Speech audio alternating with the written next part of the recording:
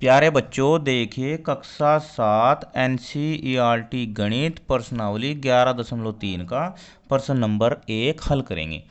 निम्न त्रिज्याओं वाले वृत्तों की परिधि ज्ञात कीजिए। पाई का मान दिया है 22/7 लीजिए। अब देखो, हमें इस प्रश्न में क्या ज्ञात करना है, वृत्तों की परिधि ज्ञात करनी है। अब सबसे पहले हम वृत्त और उसकी परिधि के बारे में ही चर्चा कर लेते हैं। अब देखो बच्चों, ये दो आकृतियां हैं वृत्ताकार, ठीक है, चूड़ी और ये बोतल का ढक्कन। अब हमने एक वृत्त यहाँ पर बना लिया। अब वृत्त की परिधि होती क्या है, देखो वृत्त की परिधि सरकमफ्रेंस बोलते हैं इसे। एक वृत्ताकार क्षेत्र के चारों ओर की दूरी इसकी परिधि कहलाती है। अब देखो, इससे पहले हमने प्रश्नावली में वर्ग पढ़ा है, आयत पढ़ा है ना। अब वर्ग और आयत का परिमाप भी हमने निकाला है। परिमाप क्या होता है, उसकी चारों भुजाओं का योग।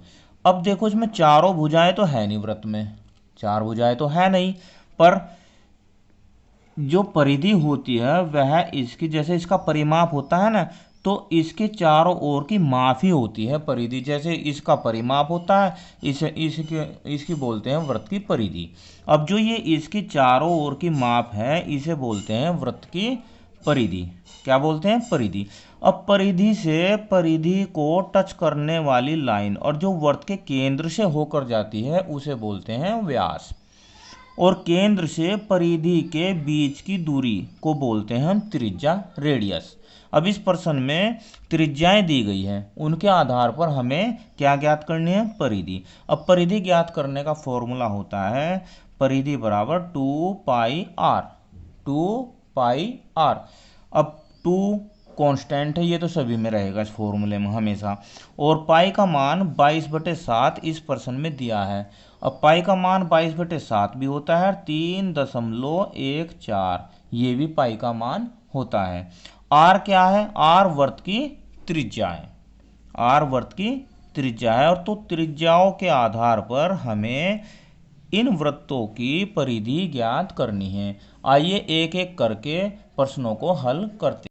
अब देखो, ए में क्या दिया है, त्रिज्या दी गई है 14 सेंटीमीटर ए में। तो यहां लिखेंगे त्रिज्या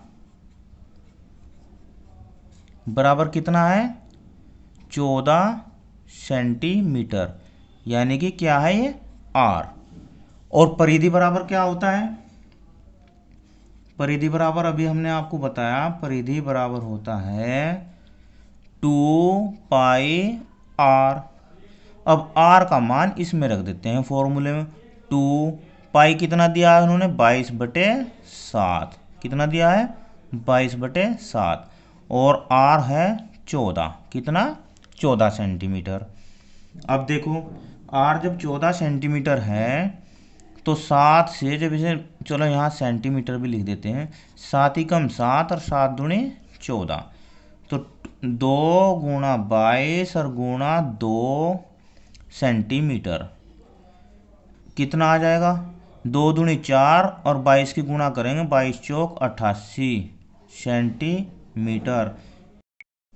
परिधि क्या आ गया है, परिधि। ये हो गया इसका आंसर। अब इसके बाद बी को देखते हैं। देखो बी में क्या दिया है, बी में दिया है 28। कितना दिया है, 28 सेंटीमीटर। तो आर दिया गया है 28 सेंटीमीटर। परिधि बराबर क्या होता है, परिधि का फॉर्मूला लगाएंगे हम 2πr। अब 2 पाई का मतलब 22/7 और r का मतलब होगा इसमें 28, क्योंकि r 28 दिया है।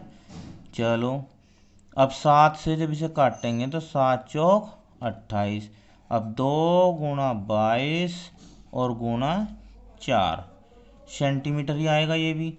अब 2 से जब इसे गुणा करें, 2 चौक 8 और 8 की इसमें गुणा करें तो 8 दूनी 16, 1 8 दूनी 16 और 1 17, 176 सेंटीमीटर इसका आंसर आ जाएगा।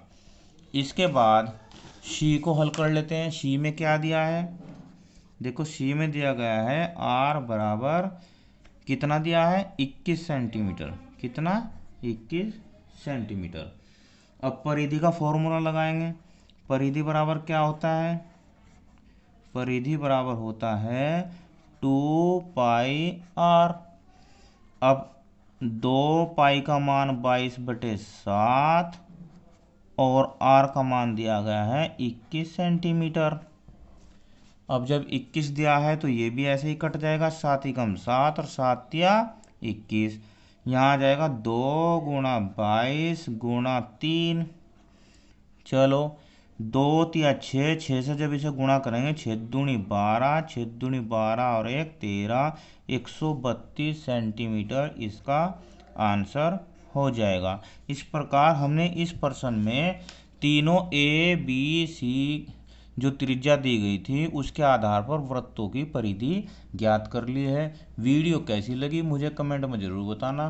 धन्यवाद, आपका दिन शुभ हो।